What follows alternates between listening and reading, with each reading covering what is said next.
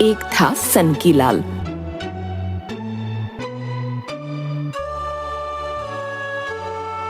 बड़ा बंगला और व्यापार उसे विरासत में मिले थे।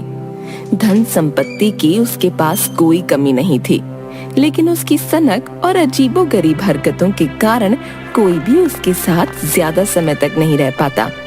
उसके घर में भी केवल वे ही नौकर टिक पाते थे जिन्हें उसकी आदत पता थी, बाकी आते जाते रहते थे।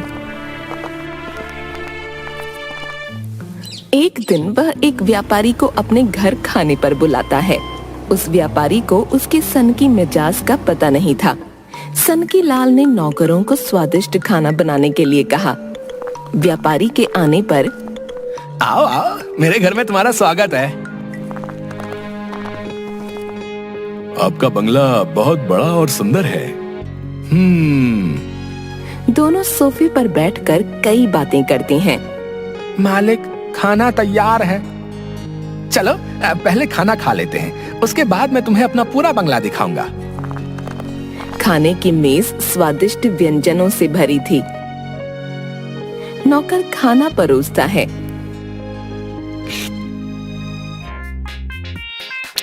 वाह, ये पुलाव तो बहुत स्वादिष्ट है। सनकी लाल जी, आप क्यों नहीं खा रहे?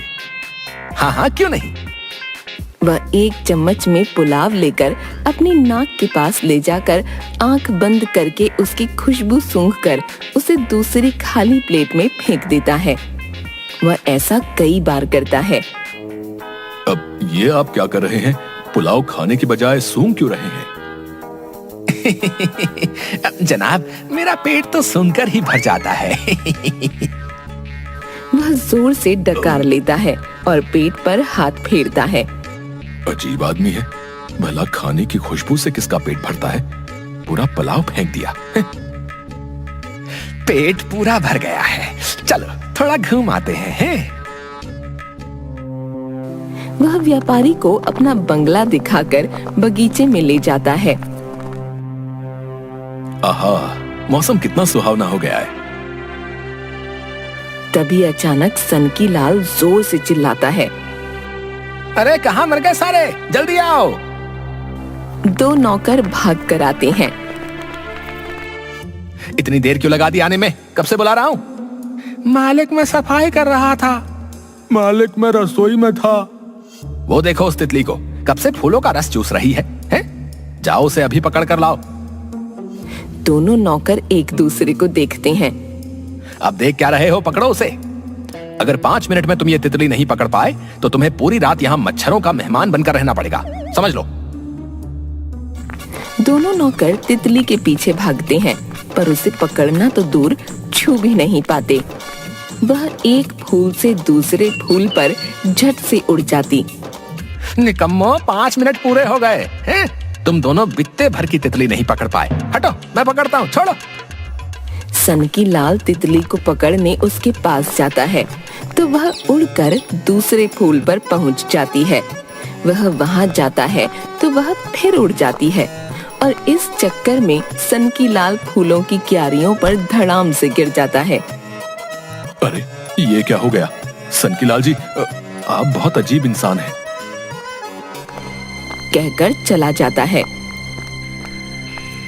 हाय, बड़ा दर्द है। डॉक्टर उसे एक इंजेक्शन लगाता है तो वह बहुत जोर से चिल्लाता है, हाय, एक तितली ने मेरा क्या हाल कर दिया।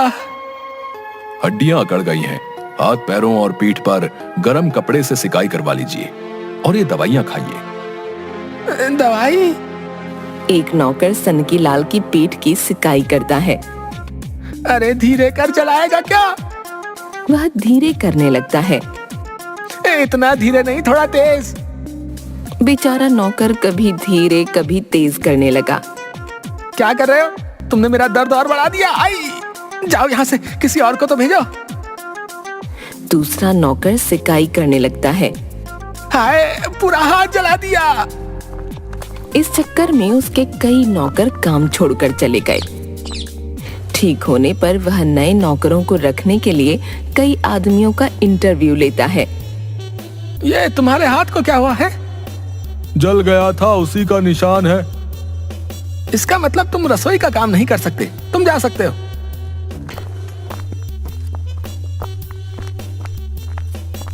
मैले कपड़े पहने दूसरा आदमी आता है। तुम अपने दांतों को कैसे साफ करते हो? दंत मंजन से। तुमने अपने कपड़े कब से नहीं धोए? वो सनकीलाल उसे बाहर जाने का इशारा कर देता है। देखा, पगार बढ़ाने के बावजूद कोई ढंग का आदमी नहीं मिल रहा। बाकियों को जाकर कहो कि कल आए, अब मैं थक चुका हूं। इस तरह तो मालिक किसी को नहीं रख पाएंगे, मैं अकेले कब तक इन्हें झेलूंगा। बाहर जाकर वह सबको कल आने के लिए कहता है। तभी एक पतला दुबला आदमी उसके पास आता है। भाई, मुझे काम की सख्त जरूरत है, बाल बच्चों वाला आदमी हूँ, तुम कुछ मदद कर दो। जब मालिक तुमसे कुछ पूछे कोई जवाब मत देना, चाहे दिन को रात कहे या सूरज को चांद, चुपचाप हाँ में हाँ मिलाते रहना। जवाब देने वालों को वो काम पर नहीं रखते। अगले दिन। तुम पहले कहाँ काम करते थे? एक सेठ के यहाँ। तुम अपनी ये चप्पल कब से इस्तेमाल कर रहे हो? आदमी चुप रहता है। तुम दिन में कितनी बार नहाते हो? मुझे गूंगा आदमी नहीं चाहिए, जाओ यहाँ से। मुझे काम की बहुत जरूरत है, आप जो कहेंगे मैं करने के लिए तैयार हूँ। मोती को लेकर आओ। नौकर मोती को लाता है। देखो, आजकल मेरे बंगले की चौकीदारी ये कर रहा है। अगर तुम दौड़ में से हरा दो तो वो काम तुम्हें मिल सकता है। आदमी हैरान होकर देखता रह जाता है। क्या हुआ? जी मैं तैयार हूँ, पर तैयारी के लिए कुछ दिन दीजिए। 10 दिन। 10 दिन बाद मोती और आदमी की दौड़ प्रतियोगिता होती है। ये मरियल सा आदमी चौकीदार तो क्या सब्जी तक नहीं काट सकता। तुम तैयार हो? आदमी हाँ में सिर हिलाता है। नौकर एक कपड़ा नीचे करता है। मोती और आदमी दोनों दौड़ने लगते हैं। कुत्ता तेजी से दौड़ता है। आदमी कुछ पीछे रह जाता है। वह पेट पकड़कर आगे की ओर झुककर पूरी ताकत से तेज भागने लगता है। दौड़ते हुए कुत्ते से आगे निकलकर कभी दाएं तो कभी बाएं होने लगा, ताकि कुत्ता उससे आगे न निकल सके। कुत्ते को गुस्सा आ जाता है और वह आदमी के बिल्कुल पास पहुंचकर उसे सूंघने लगता है और फिर जोर से भौंकते हुए उसकी तरफ उछलने लगा। तभी अचानक आदमी अपनी जेब से एक बोटी निकालकर कुत्ते की ओर फेंक देता है। बोटी देखकर कुत्ते के मुंह से लार टपकने लगी और यहाँ वहाँ देखकर पूंछ हिलाते हुए उसे खाने के लिए वहीं बैठ जाता है और आदमी तेज दौड़कर प्रतियोगिता जीत जाता है। ये मोती किसी काम का नहीं। एक मरियल से आदमी को नहीं हरा पाया तो चौकीदारी क्या खाक करेगा? इसे किसी जंगल में छोड़ आओ। कुत्ता सनकीलाल के पास जाकर जोर से भौंकने लगता है। मालिक, मैंने दौड़ में मोती को हरा दिया।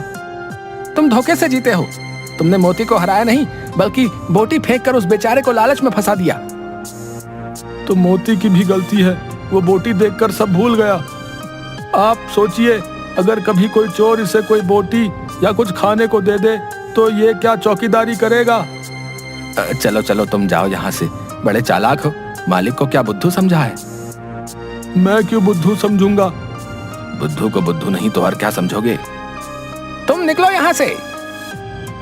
आदमी समझ गया कि वह उसे नौकरी नहीं देने वाला। धोखा तो आपने भी किया है। मैंने कौन सा धोखा किया है? आप इंसान और जानवर को एक समान कैसे समझ सकते हैं? दोनों अलग अलग तरह के प्राणी हैं। क्या मोती वो कर पाया जो मैंने किया? तुम्हें काम चाहिए ना, तो मेरे एक सवाल का जवाब ठीक ठीक दो। ये आसमान कितना बड़ा है? आदमी सोचने लगता है। बताओ बताओ। आसमान उत्तर से दक्षिण, पूरब से पश्चिम जितना बड़ा है। सनकीलाल को जवाब समझ नहीं आया। फिर वह अपने नौकर की ओर देखता है। वह हंस रहा था। लगता है इसे जवाब समझ आ गया। अगर मैंने कहा कि मुझे समझ नहीं आया तो ये दोनों मुझे मूर्ख समझेंगे। तुम आदमी समझदार हो पर बोलते ज्यादा हो। मुझे जवाब देने वाले लोग बिल्कुल पसंद नहीं। तुम कल से मुंह बंद करके काम पर आ जाना, ठीक है? सुनकर आदमी खुश हो जाता है।